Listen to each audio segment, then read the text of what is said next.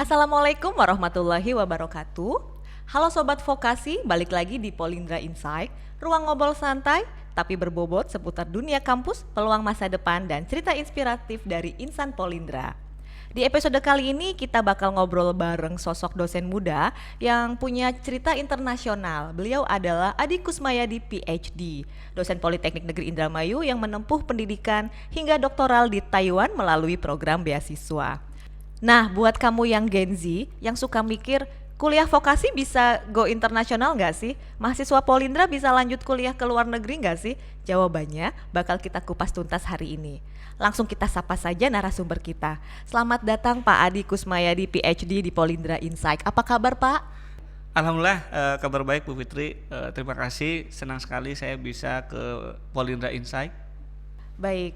Nah, kami juga senang banget nih Pak, apalagi ini bakal jadi obrolan mungkin yang ditunggu-tunggu ya Pak untuk mahasiswa-mahasiswa khususnya yang Gen Z nih Pak, yang lagi mikir masa depan dan peluang ke luar negeri itu mungkin apa enggak sih gitu. Nah, Pak Adi ini dikenal sosok dosen muda Polindra yang menempuh pendidikan sampai doktoral di Taiwan ya Pak? Iya, benar Bu. Oke, lewat beasiswa tentunya. Iya, lewat Mantap. beasiswa. Nah, selanjutnya sebelum kita bahas nih Pak yang jauh-jauh soal Taiwan, beasiswa, kita mulai dari cerita yang paling dekat dulu ya Pak. Nah, boleh diceritakan sedikit ke teman-teman atau sobat vokasi, Pak Adi itu sebenarnya siapa dan bagaimana sih awal perjalanan akademiknya itu sampai akhirnya bisa kuliah ke Taiwan? Ya, saya Adi, saya asal dari Indramayu, Bu Fitri.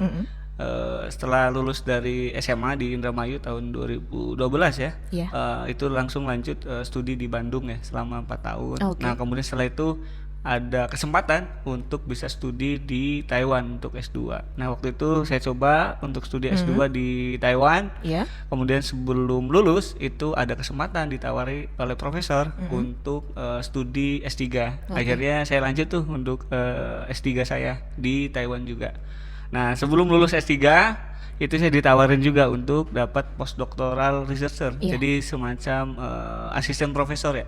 Oke. Jadi kurang lebih saya jadi asisten profesor selama 2 tahun sebelum kembali ke Indonesia ke Polindra. Iya.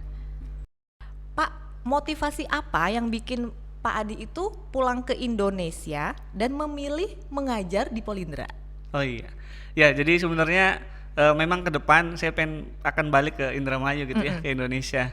Nah, tapi sebenarnya ini pulangnya lebih awal dibandingkan rencana awal gitu ya. Oke. Jadi pulang ke Indramayu karena memang ingin berkontribusi lebih mungkin ya Untuk di daerah daerah tercinta. tercinta dan salah satunya mungkin ke Polindra gitu sih Bu. Oke. Nah, sebagai dosen muda nih Pak, apa sih yang paling bikin Bapak tuh betah gitu dan semangat ngajar di Polindra?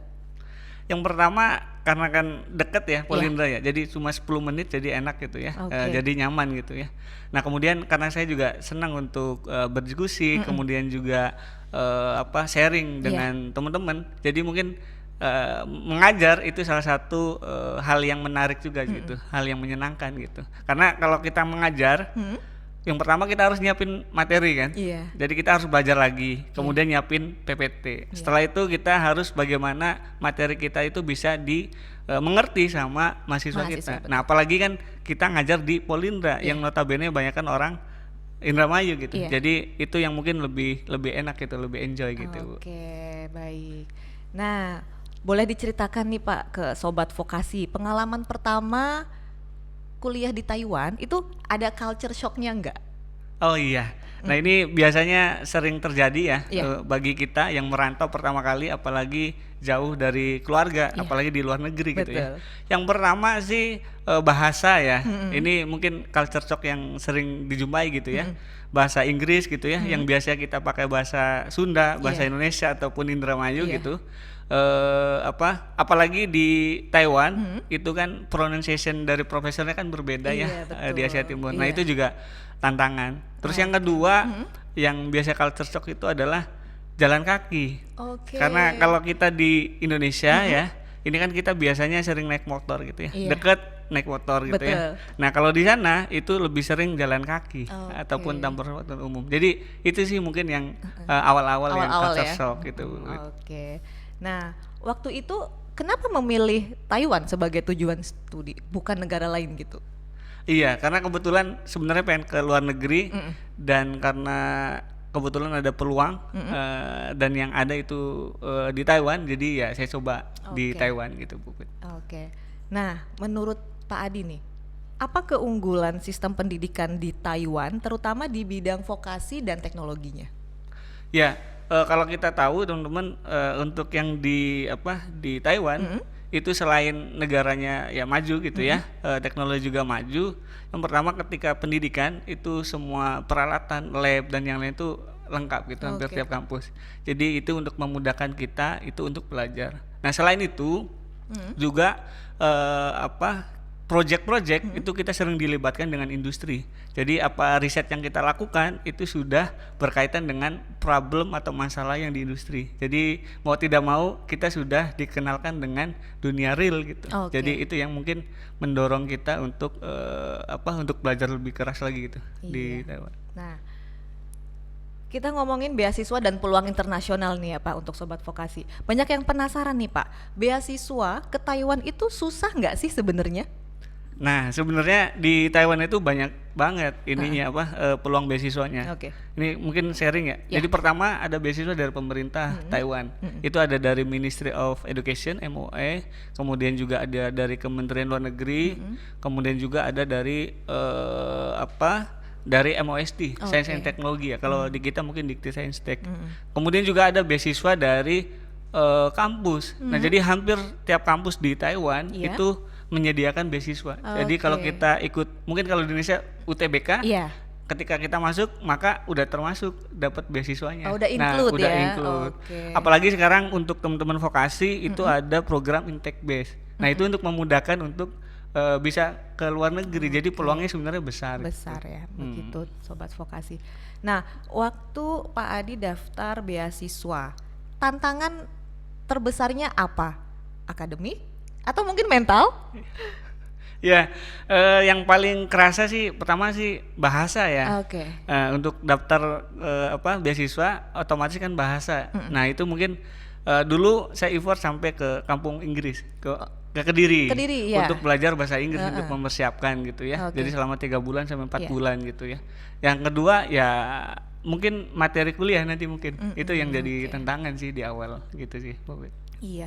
Nah, ada nggak Pak momen yang kayak hampir menyerah nih, tapi akhirnya bangkit lagi, semangat lagi gitu? Boleh sharing ke Sobat Vokasi? Iya. Jadi lika-liku kita kuliah di luar negeri memang banyak ya. Nah, salah satunya ya sempat mengalami juga ya di S2 karena memang beasiswanya itu beasiswa dari kampus sehingga tiap tahun itu kita dievaluasi performanya baik dari nilai dan yang lainnya. Nah di tahun pertama semester awal itu sempat ada mata kuliah yang gagal. Jadi kita bertiga waktu itu gagal di satu mata kuliah itu sehingga yang membuat besaran beasiswanya itu turun. Nah hal itu yang mungkin yang jadi sempat down gitu ya, karena harus menambal biaya hidup lagi gitu ya. Jadi kuliah juga harus lebih keras, ditambah juga harus part time jadinya untuk menambal tadi gitu. Itu sih Bu Fit. Itu mungkin sangat berkesan ya Pak ya. Nah ini dengan kaitannya dengan mahasiswa Polindra nih Pak. Pertanyaan penting nih Pak. Mahasiswa Polindra itu punya peluang nggak untuk lanjut kuliah ke Taiwan? Ya sangat besar sekali Bu Fit. Untuk mahasiswa kita Polindra untuk bisa kuliah ke Taiwan salah satunya ya. Karena ada alumni kita juga yang sudah sukses ya kuliah di sana gitu ya, lulus D3 kemudian lanjut S1 ataupun yang S1 ke S2. Jadi teman-teman mahasiswa yang Polindra yang sekarang itu potensinya besar untuk bisa lanjut untuk studi ke Taiwan. Apalagi sekarang banyak program ya, salah satunya intake base itu yang D3 bisa ke S1, kemudian S1 juga bisa ke S2. Jadi peluangnya lebih besar lagi gitu untuk mahasiswa kita Polindra. Sekarang peluangnya memang lebih besar dibanding mungkin ya kemarin-kemarin ya. Gitu. Nah, lulusan vokasi seperti dari Polindra ini bisa bersaing nggak di kampus luar negeri? Ya, kalau kita melihat kompetensi mahasiswa kita, kemudian juga melihat alumni kita yang sudah sampai selesai gitu ya, bahkan sampai yang udah selesai S2-nya dan keterima kerja di beberapa perusahaan multinasional gitu ya. Nah, jadi kita melihat bahwa mahasiswa kita Polindra itu sebenarnya itu bisa bersaing. Yang terpenting sebenarnya ketika kita merantau ataupun kuliah luar negeri, yang pertama adalah kita siap untuk kerja keras lebih gitu ya, adaptasi. Jadi kemampuan kita untuk belajar adaptasi ini mungkin apa yang membuat kita nanti teman-teman mahasiswa kita itu bisa lebih sukses mungkin untuk nanti gitu. Oke, nah tips praktis buat Gen Z Polindra nih ya Pak, kan kita harus mengikuti zamannya karena kan mahasiswa sekarang lagi generasinya generasi Gen Z gitu. Kalau mahasiswa Polindra sekarang pengen nyiapin diri ke luar negeri nih Pak, harus mulai dari mana? Oke, nah yang perlu dipersiapkan apalagi buat yang masih awal-awal ya, pertama adalah bahasa. Jadi bahasa Inggris mungkin ya, ataupun juga nanti ada bahasa Mandarin ya. Apalagi sekarang ada program Intek Base yang menyediakan untuk kursus bahasa Mandarin gratis gitu. Nah, jadi ini mungkin bisa persiapkan. Yang kedua itu adalah ya IPK ya, kompetensi. Karena selain bahasa, kompetensi kita juga di bidang kita juga diperlukan gitu sih. Mungkin awal itu yang mungkin perlu dipersiapkan. Iya. Gitu. Nah, tadi IPK penting, tapi selain itu apa sih yang bikin kita dilirik penyedia beasiswa? Ya. Nah, ini juga menarik ya. Karena kan hampir semua pelamar itu memiliki sertifikat bahasa kan, karena kan harus ada TOEFL ataupun yang lainnya. Kemudian yang kedua IPK, ada syarat minimal. Nah, yang menjadi pembeda itu adalah portofolio kita, Bu Pit. Maksudnya misalkan waktu kuliah dia aktif ikut lomba misalkan PKM ataupun juga ikut lomba non akademik dan yang lainnya. Nah, itu mungkin yang jadi nilai tambah itu bagi mahasiswa untuk bisa diterima gitu, bagi penerima pemberi beasiswa gitu. Nah selain bahasa Inggris atau Mandarin kan, seberapa penting dan harus sampai level apa? Oh iya, jadi kalau bahasa Inggris biasanya sih kalau TOEFL ya misalkan TOEFL ITP kurang lebih sampai 500 ya? Iya. Gitu. Kalau untuk yang Mandarin ya kurang lebih di A2 ya biasanya. Nah Pak Adi, kehidupan mahasiswa di Taiwan itu kan lebih banyak belajar atau lebih banyak survive? Sebenarnya seimbang aja sih. Jadi belajarnya kemudian yang kerja part time, kemudian juga bisa berorganisasi ya, aktivitas sosial. Jadi selain kita belajar Senin sampai Jumat, ya sisanya kita bisa entah itu berorganisasi ataupun juga part time. Jadi sebenarnya seimbang saja sebenarnya. Gitu. Nah, pernah homesick nggak sih? Dan biasanya ngatasinya gimana? Nah, kalau homesick sebenarnya kan pernah juga terjadi di waktu kuliah di Bandung gitu ya. Apalagi sekarang di Taiwan. Nah, kalau homesick sekarang lebih enak karena ada video call. Kalau zaman dulu kan nggak ada ya waktu kuliah di Bandung. Jadi kalau misalkan homesick biasanya ya video call ya dengan keluarga. Mengobatinya seperti itu ya. Gitu. Nah, hal yang paling wah nih dan kaget, apa yang Pak Adi rasain selama kuliah di Taiwan? Yang paling wah ya, yang pertama ini ya fasilitas labnya ya lengkap dan juga bisa dilakukan kapan aja. Jadi 24 jam kita bisa mengakses ataupun melakukan eksperimen. Jadi mau jam 1 pagi, jam 2 pagi itu kita bisa masuk gitu. Kalau dulu kita di Indonesia kan terbatas ya. Itu sama yang paling ini adalah kedisiplinan ya orang Taiwan. Jadi misalkan profesor saya meeting dengan saya misalkan ya, kalau beliau telat 5 menit aja, beliau akan ngabarin, Adi saya telat 2 menit atau 5 menit. Padahal ya kalau kita ya biasa gitu ya. Tapi ternyata di sana itu disiplin banget ya. Gitu nah ke segmen akademik versus realita nih. Kuliah di luar negeri itu katanya keras, bener nggak sih Pak? Dan atau sebenarnya lebih fleksibel? Iya, tapi kalau kita lihat teman-teman mahasiswa yang di luar negeri, biasanya sih yang diposting di Instagram ataupun medsosnya itu yang senang-senang aja biasanya. Jadi terlihatnya sih enak ya, bisa jalan-jalan kemana aja gitu. Tapi biasanya di balik itu memang biasanya ada kerja keras di belakangnya gitu. Mungkin orang nggak lihat gitu. Semalaman suntuk ngerjain eksperimen gagal ngulang lagi gitu, tapi kan nggak diposting gitu ya. Nah jadi ya sebenarnya keras juga ya gitu karena kan jauh dari yang lainnya. Gitu. Nah dosen di Taiwan itu tipenya galak, santai atau profesional? Untuk dosen ya memang karakternya sih beda-beda ya tiap profesor. Tapi kalau yang saya cermati memang kalau orang profesor Taiwan ketika dia awal ngasih kepercayaan kita perform dengan bagus maka beliau akan percaya terus tuh. Tapi kalau kita sekali, 2 kali, 3 kali ngelakuin kesalahan biasa yang sama, biasanya untuk dapat trust lagi itu agak susah gitu. Jadi itu sih kalau yang profesor di Taiwan ya. Nah kalau dibandingkan sistem tugas di Taiwan sama di Indonesia, mana yang lebih bikin begadang? Wah, kalau yang dulu S1 mungkin yang sering begadang itu kalau mau ngerjain skripsi ya. Iya.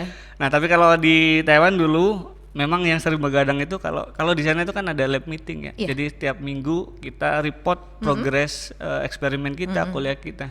Nah, biasanya tiap minggu ini yang kadang kita harus begadang gitu ya. Oke. Itu sih. Iya. Nah, apakah usia, asal kampus atau status ekonomi jadi penghalang nggak untuk dapat beasiswa ke Taiwan? Mungkin bisa share untuk sobat vokasi khususnya mahasiswa Polindra. Iya. Kalau terkait tentang ekonomi dan yang lainnya sebenarnya tidak ada batasan sih. Iya. Maksudnya banyak juga saya kemudian juga teman-teman saya juga banyak yang di Taiwan dari kalangan ekonomi mungkin tanda kutip menengah ke bawah gitu Iya. ya. Kemudian juga dari pendidikan yang kurang tapi semuanya terbuka. Oke. Ya, jadi semua ada kesempatan yang sama gitu. Yang penting sih tadi kita mau belajar, mau kerja keras. Jadi insya Allah sih bisa untuk Bisa. gitu. Jadi tidak ada yang tidak mungkin Tidak ada yang sebenarnya tidak ya. mungkin, Oke. iya. Asal mau berusaha. Berusaha Oke. gitu. Nah, kesalahan paling sering apa yang dilakukan mahasiswa saat daftar beasiswa ke luar negeri? Nah, biasanya kesalahannya itu adalah banyak tuh yang mau kuliah ke luar negeri. Iya. Apalagi yang mahasiswa-mahasiswa yang udah mau lulus tuh. Iya. Tapi yang terkadang yang terlewat itu adalah tidak menyiapkan bahasa. Oke. Sehingga bahasa ini kan yang paling pertama dulu gitu ya sebelum yang lain. Nah, itu bahasa kadang tidak menyiapkan, tidak punya sertifikat bahasa, kemudian harus ngumpulin berkas gitu. Iya. Jadi itu yang mungkin biasa terlewat. Iya. Gitu. Oke, nah ini segmen khusus mahasiswa Polindra nih Pak. Kalau mahasiswa Polindra mau ngikutin jejaknya Pak Adi nih, minimal di semester berapa sebaiknya mulai persiapan? Oke. Sebenarnya tiap semester semua masih ada kesempatan yang sama. Kalau semester awal ini jauh lebih bagus Oke. karena bisa mempersiapkan baik itu akademiknya gitu ya, Iya. IPK-nya. Kemudian yang kedua itu bahasa, jadi mempersiapkan jauh lebih baik ya. Kemudian juga yang lainnya jadi bisa lebih baik. Nah, kalau yang tingkat-tingkat akhir nih, maka ya harus lebih effort lebih. Pertama Oke. terutama bahasa ataupun dokumen yang lain. Iya. Begitu sih. Oke, seperti itu ya. Semoga bisa bermanfaat Iya. ya untuk teman-teman Polindra khususnya. Nah, organisasi, lomba atau magang itu ngaruh besar nggak buat lolos ke beasiswa? Ya, itu ngaruh juga, Bu Oke. Pit. Karena kan sebagai nilai plus ya. Iya. Jadi selain IPK-nya bagus, karena semua yang mendaftar pasti punya IPK yang bagus, Iya. kemudian bahasa yang bagus. Nah, apa menjadi pembedanya? Ya salah satunya adalah track record misalkan ikut lomba, Oke. kemudian magang di perusahaan apa dan yang lainnya. Jadi maksimalkan buat mahasiswa Polindra untuk bisa mengakses itu gitu. Oke, nah banyak yang takut Mandarin nih Pak. Bener nggak sih kuliah di Taiwan itu harus jago bahasa Mandarinnya dulu? Oh iya, dulu kalau saya sama sekali tidak bisa Bu Fitri. Oke. Iya, jadi nggak bisa bahasa Mandarin. Iya. Jadi ya nanti pas di sana juga Mengikuti ya? Mengikuti ya, Oke, apalagi oke. sering belanja ke pasar ya. Nah itu nanti juga cepet tuh bisa Oke, Mandarin. sehari-hari Gitu, ya sehari-hari daily-nya. Oke. gitu. Nah, tips cepat adaptasi bahasa dan budaya buat mahasiswa Indonesia di luar negeri. Bahasa ya. Ya. Nah biasanya tiap kampus itu menyediakan course khusus bahasa Mandarin. Nah Oke. mungkin itu bisa diambil. Yang kedua buat teman-teman yang misalkan part time, kalau bisa ngambil yang part time-nya orang Taiwan. Oke. Misalkan di restoran gitu atau Iya. apa. Nah itu biasanya lebih cepat tuh Oh, iya, untuk iya. bisa bahasa Mandarinnya gitu. Nah, oke. Setelah lulus dari Taiwan nih Pak, apa dampak paling terasa dalam karir dan cara berpikir Pak Adi? Yang paling terasa itu adalah riset ya ataupun Iya. menulis ya. Oke. Karena mungkin dulu digembleng habis-habisan ya sama profesor dulu ya sempat kalau jam 11 malam Iya. ngirimin paper itu ya jam 1 pagi pun ditelepon kalau misalkan ada yang kurang. Nah, itu yang kerasa sampai saat ini gitu ya. Jadi memudahkan untuk kita menulis paper ataupun yang lainnya gitu. Oke. Nah, apakah pengalaman internasional bikin peluang kerja makin terbuka, Pak? Ya, tentu. Biasanya teman-teman yang sudah pernah kuliah di luar negeri, kesempatan untuk bisa studi lanjut lagi di Iya. negara lain itu bisa lebih besar. Banyak juga yang teman-teman juga rasakan ya. Karena apa? Karena pemberi beasiswa akan melihat Iya. bahwa anak ini itu udah bisa survive bahasa, survive bisa studi, sehingga peluangnya lebih besar. Yang kedua, kalaupun misalkan mau nyari pekerjaan, pekerjaan juga bisa bisa lebih cepat gitu, peluangnya lebih besar karena kan bahasa dia bisa, kemampuan sudah diakuin di kampusnya. Nah, begitu sih Bu Pit. Berarti mahasiswa Polindra yang nggak mau lanjut kuliah gitu, tapi mau kerja internasional, bisa nggak ke arah sana? Ya, bisa juga sih untuk kerja ya, terutama di perusahaan yang Taiwan. Ya walaupun tetap lebih struggling lagi gitu ya. Beda ketika yang sudah kuliah di sana betul. gitu. Oke, mungkin pembedanya hanya itu ya Pak ya. Selebihnya mah hampir sama saja. Oke. Nah, satu makanan Taiwan yang paling Pak Adi kangenin itu apa? Yang satu ya, Nuromien ya. Mie sapi. Model mie gitu ya. Iya, itu yang mungkin yang dikangenin ya. Kalau di sini kan mie ayam. Mie ayam, iya. Saya belum ke Taiwan jadi saya belum tahu. Nanti bisa ke sana. Oke, amin. Nah, satu kebiasaan orang Taiwan yang pengen Pak Adi bawa ke Indonesia itu apa hal yang positifnya? Positif ya, banyak sih. Salah satunya ini ya tentang kedisiplinan ya. Mereka itu disiplin ya. Maksudnya ketika kita berkegiatan jam 9 harus sudah mulai. Pernah kita berkegiatan lebih dari jam 9 ya tadi kena tegur dan yang lainnya gitu ya. Gitu sih. Nah Pak, kalau harus memilih nih untuk khususnya mahasiswa Polindra dan sobat vokasi umumnya, IPK tinggi atau mental tahan banting? Wah, sulit juga ya. Bagusnya sih dua-duanya Bu Pit. Tapi kalau harus milih yang mental tahan banting ya. Karena ya pasti banyak masalah yang akan dihadapin. Nah, kalau di merantau di luar negeri gitu ya, maka mental banting ini yang mungkin diperlukan gitu. Begitu. Baik teman-teman, kita jeda iklan terlebih dahulu, tetap di Polindra Insight.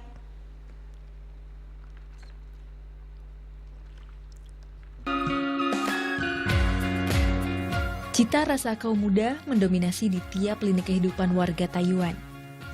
Ragam perjuangan pun kemudian dirintis dari semangat para pemuda, tak terkecuali dalam hal berdakwah.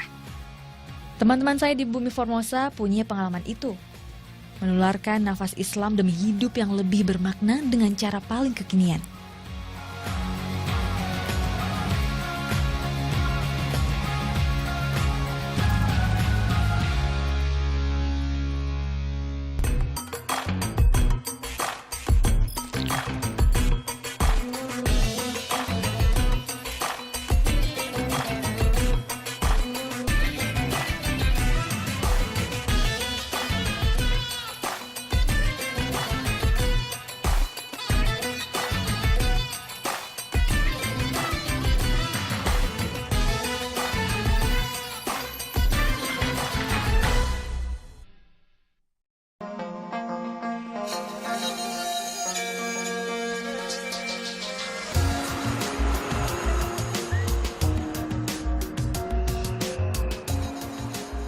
Perjalanan saya di Taiwan mengantarkan saya untuk berkunjung ke Taichung, kota yang menjadi titik tengah antara wilayah utara dan selatan Taiwan. Taichung memang tak memiliki sistem kereta bawah tanah, namun transportasi umum lainnya sudah demikian ramah turis. U-Bike adalah salah satunya.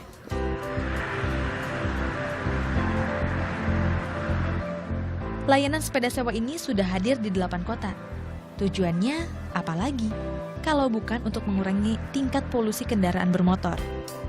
U-Bike bisa kita temukan di sudut-sudut jalan sampai di stasiun kereta seperti ini. Cara sewanya pun tak sulit, termasuk bagi para pendatang.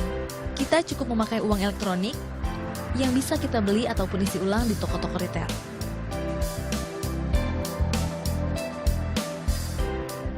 Selesai daftar? Yuk jalan-jalan.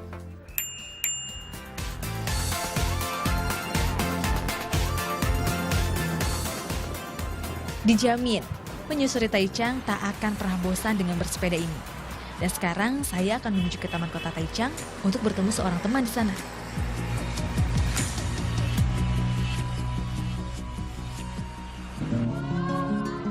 Perkenalkan, dialah Adi Kusmayadi, mahasiswa Indonesia di program Magister Bidang Teknik Kimia di Universitas Tanggai Taichung. Kepada saya, Adi akan berkisah tentang sepak jejaknya berdakwah, di samping memuluskan tugas utamanya menuntut ilmu.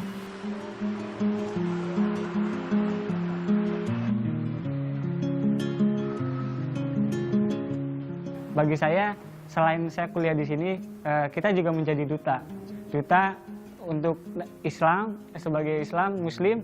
Pertama duta untuk negara saya, yang ketiga ya otomatis untuk diri saya sendiri. Sehingga saya coba pengen selain akademik ya, saya pengen coba siarkan tentang Muslim. Di Masjid Taichung, distrik Nantun inilah Adi habiskan sebagian hari-harinya di Taiwan. Di sini pula Adi bermajelis dengan Muslim muda lainnya. Ada sekitar 230 keluarga Muslim lokal di Taichung. Total, kini ada 10.000 Muslim yang bermukim di Taichung dan mayoritasnya adalah warga asal Indonesia.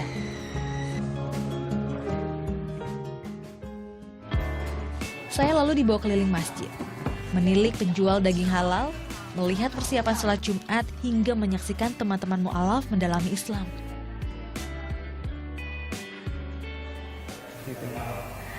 Masya Allah, para mu'alaf di sini, walaupun dengan keterbatasan sarana untuk belajar, salah satunya di basement ini, mereka tetap semangat untuk menimba ilmu kayak gitu.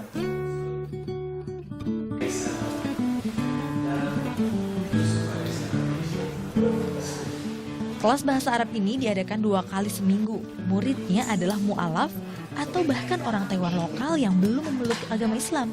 Merasakan bagaimana cara Allah mempertemukan ciptaannya dalam agama penuh rahmat.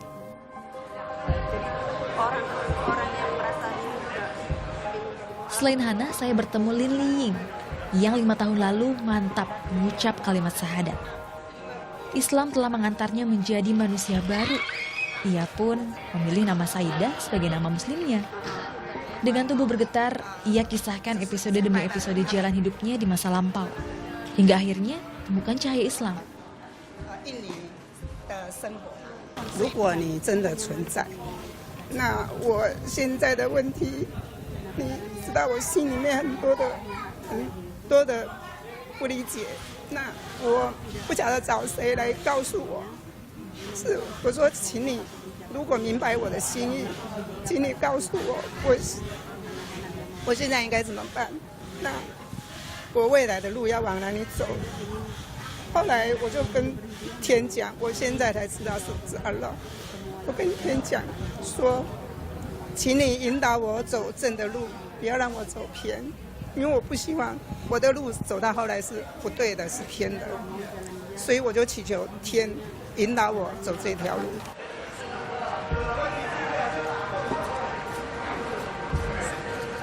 你跟他讲开心是不是？dia merasa terima kasih.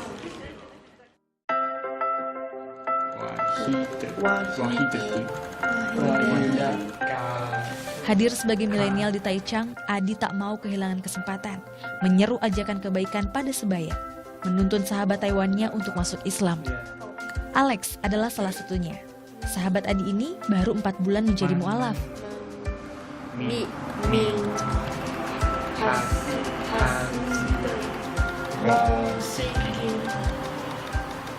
You and Adi are friends, right? Right.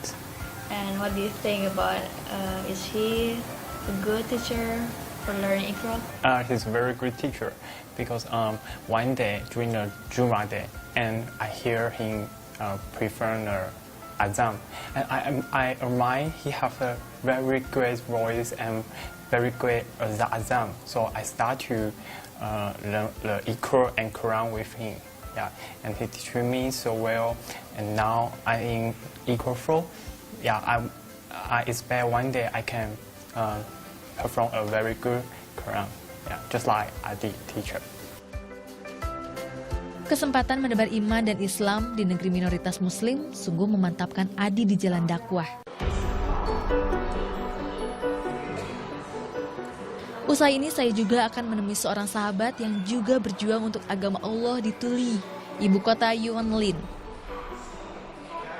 Menegakkan syiar dengan memperluas ketersediaan makanan halal di kota tempat tinggalnya. Baik teman-teman, kita kembali lagi di Polindra Insight. Nah, Pak Adi nih, menurut Pak Adi, mimpi terbesar apa yang realistis untuk mahasiswa Polindra 5-10 tahun ke depan? Ya, yang paling mungkin dilakukan lulus dari Polindra, Iya.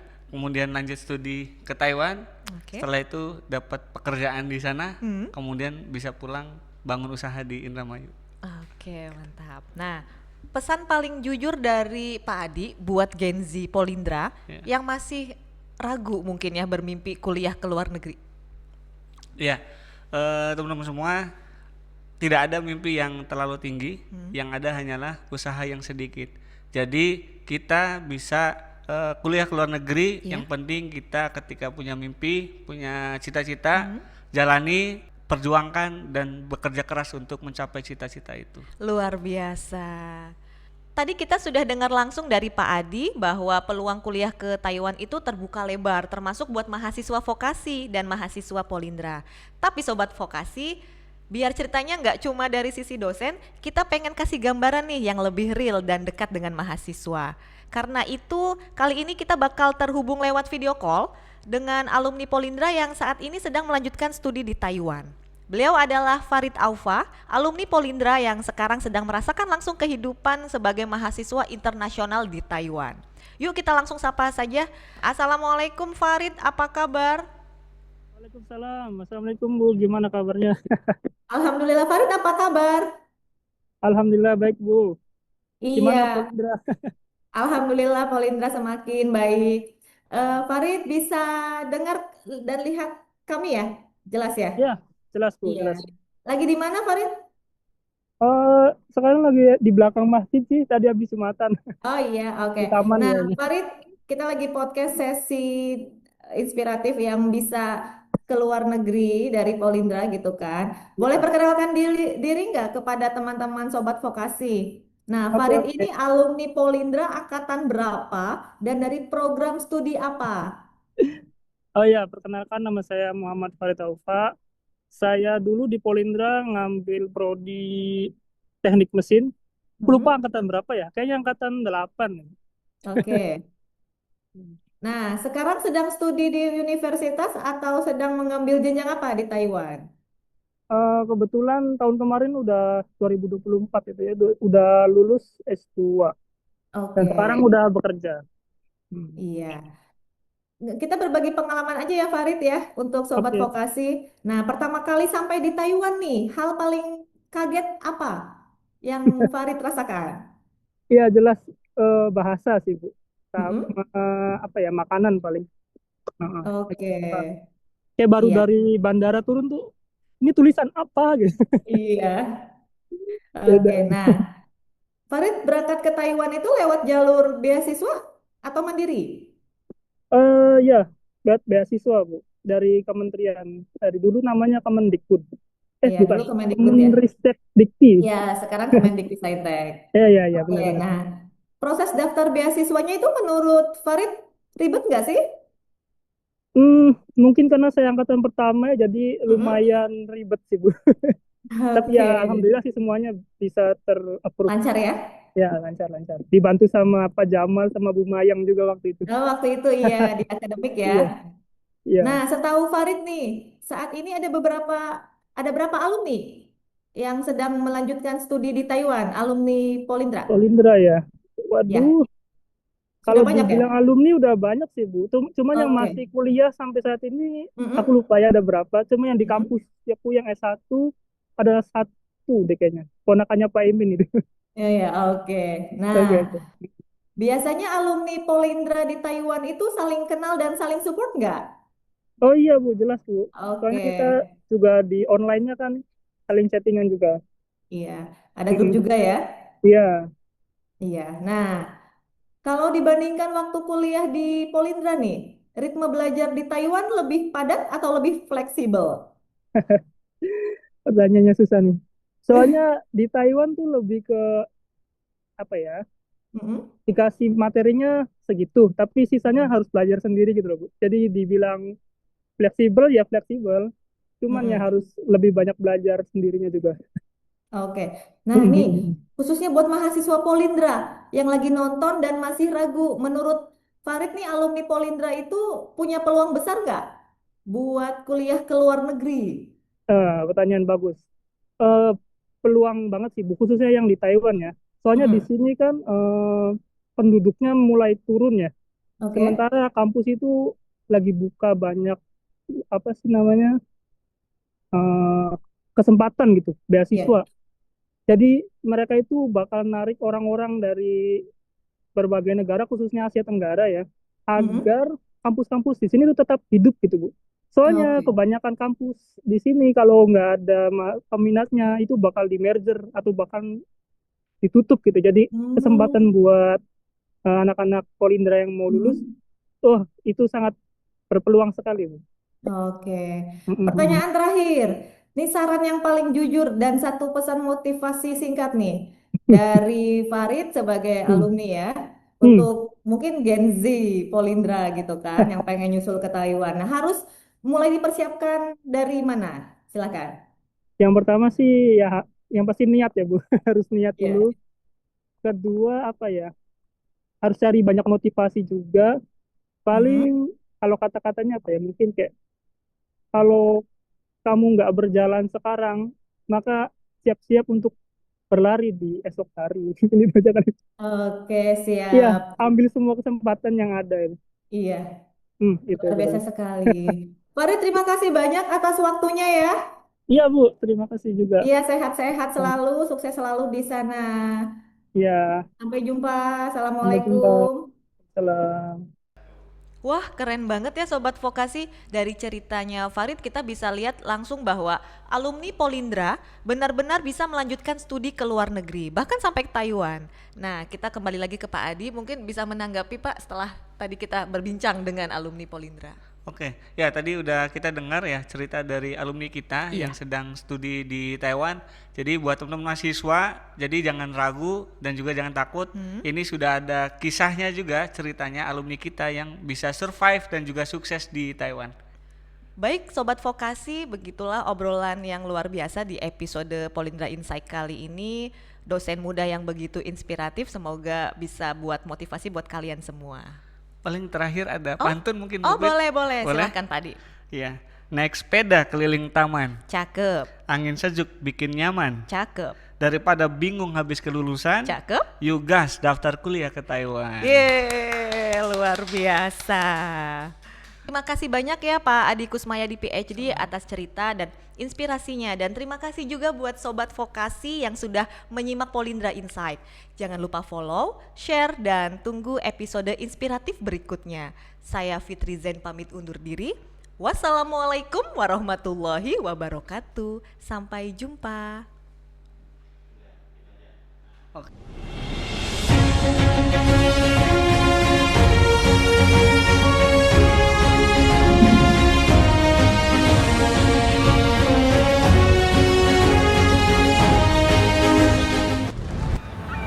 As far as the eye can see, the waves roll in, reminding us how important it is to keep growing and moving forward. We strengthen our resolve with the vision of becoming an industry standard and entrepreneurship-based polytechnic driven by innovation. Making history as a driving force for excellent human resources. We guide the younger generation toward global competence.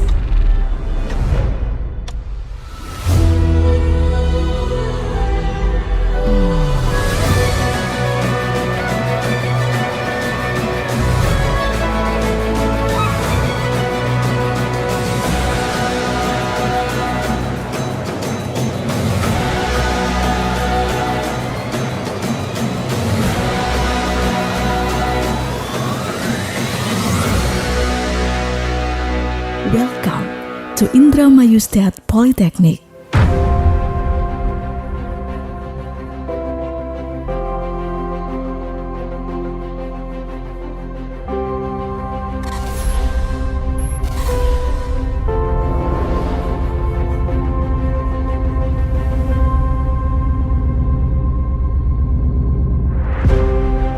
As students focused on excellence and competence, we certainly don't stop at classroom materials alone. At the Polindra Library, we have access to a wide range of information sources, both digital and physical, that support our independent learning process. With a comfortable and quiet atmosphere, along with a well-maintained security and order system, this library is an ideal place for studying, discussing, and completing assignments, making it a center of knowledge and inspiration. As students focus on excellence and competence, we certainly don't stop at classroom materials alone. At the Polindra Library, we have access to a wide range of information sources, both digital and physical, that support our independent learning process. With a comfortable and quiet atmosphere, along with a well-maintained security and order system, this library is an ideal place for studying, discussing, and completing assignments, making it as a center of knowledge and inspiration.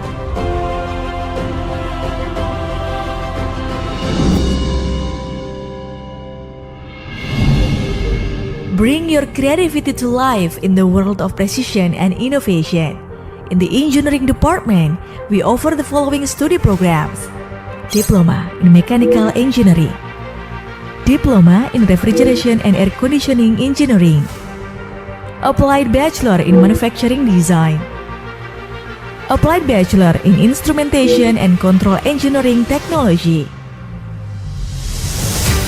Master CNC Technology to produce works with perfect accuracy, explore the art of welding to create strong joints, and step into the automation era with efficient industrial robotics. This is where our ideas are tested and developed. We're free to express creativity, build innovations, and of course,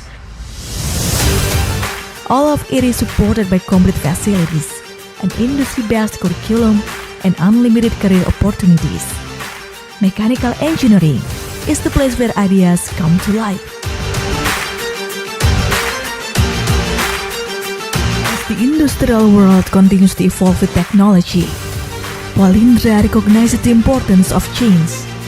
We are not only committed to producing adaptive experts, but also proud to offer the Department of Refrigeration and Air Conditioning Engineering, equipped with industry-standard facilities.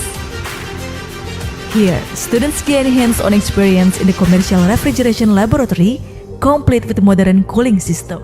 We also respond to the challenges of Industry 4.0 through the Instrumentation and Control Engineering program, the backbone of modern industrial automation. Here, student master PLC programming, precision instrument calibration, designing intelligent control systems for smart factories. Combine this industry curriculum, modern facilities, and practical innovation to product globally competitive graduates, ready to face the challenge of Industrial 4.0.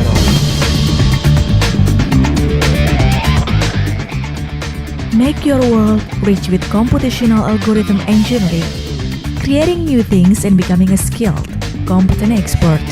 In the Department of Informatics Engineering, we offer the following study programs: Diploma in Informatics Engineering, Applied Bachelor in Software Engineering, Applied Bachelor in Smart City Information Systems, Applied Bachelor in Computer Engineering Technology. Here, we master software engineering, intelligent computing, and data analysis, supported by a learning environment that meets our needs at every step. We integrate computer science to bring knowledge and technology to life, covering the design, implementation, and maintenance of both software and hardware components in AI systems, computer control equipment, and smart device networks. Learning in a comfortable setting helps us stay calm and focused with every keystroke. Informatics Engineering, your digital future starts here. Offers various programs from diploma to applied bachelor.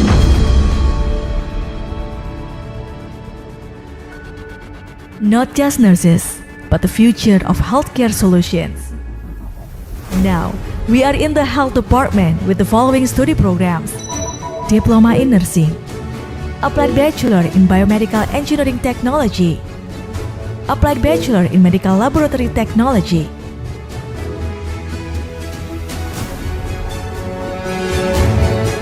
The rapid advancement of technology has brought transformation to the medical world, and Polindra ensures stable, effective learning through the use of high-standard equipment. From anatomy labs to mock operating rooms and beyond, we train to become competent and professional nurses, equipped with the latest in biomedical engineering technology. We don't just learn how to care, we learn how to listen, to feel, and to become the answer to every health concern around us.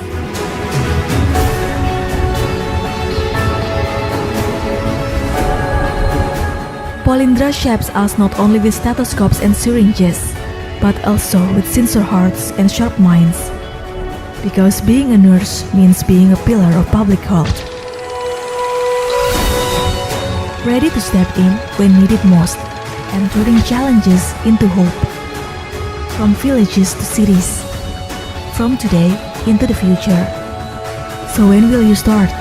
Come and join us. Polindra emerges as the answer to this challenge, producing graduates who not only master technical skills, but also possess a deep dedication to serving society.